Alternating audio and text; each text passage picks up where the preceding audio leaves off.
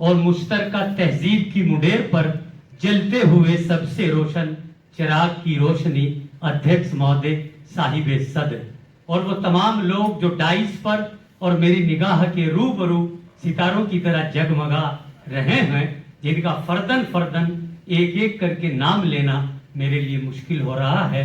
बहरहाल वो सभी लोग जो साहित्य और अदब के परस्तार हैं, हिंदू मुस्लिम एकता के अलंबरदार हैं और इंसानियत के जिम्मेदार हैं। मैं उनकी खिदमत में मोहब्बत भरा आदाब पेश करता हूं कि तुम्हारे घर में दरवाजा है लेकिन तुम्हें खतरे का अंदाजा नहीं है। तुम्हारे घर में दरवाजा है लेकिन तुम्हें खतरे का अंदाजा नहीं है।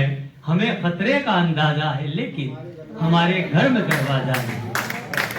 दोस्तों, आज का ये प्रोग्राम बहुत सफल, बहुत कामयाब रहा। डॉक्टर AP जैन साहब काबिल एहतराम और 27 के लायक हैं।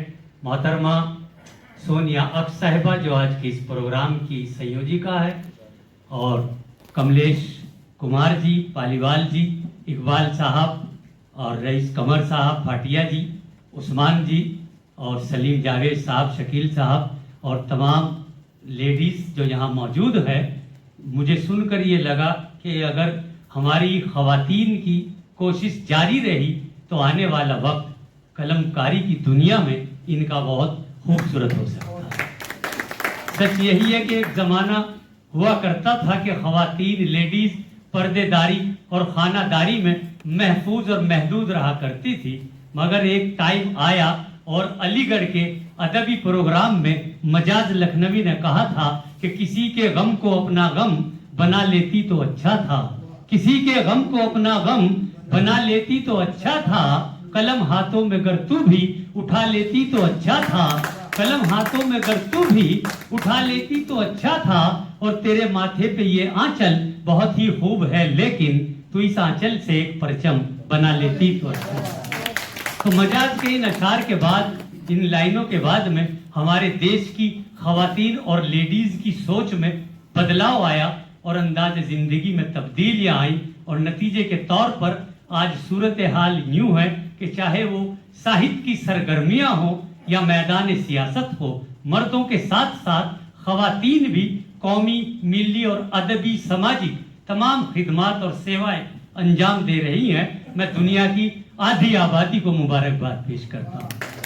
आइए, चंद वक्त का बहुत तकाजा है तो मैं बहुत कम टाइम लूंगा कि यही वेदों से साबित है, यही विद्वान कहता है, पंडित जी, यही वेदों से साबित है, यही विद्वान कहता है, सभी का एक है मालिक, यही कुरान कहता है। यही वेदों से साबित है, यही विद्वान कहता है, सभी का एक है मालिक, यही कुरान कहता है, और वही एक जात है तारीफ के काबिल जहानों में, कोई अल्लाह उसको और कोई भगवान कहता है। तो आइए गजल के 2-3 शेर और पढ़ता हूँ, बस वक्त हो गया बहुत ज्यादा। कि कभी हल्की हवा मजबूत डाली तोड़ देती है, कभी हल्की हवा मजबूत डाली तोड़ देती है, कमर जैसे जवानी की गरीबी तोड़ देती है।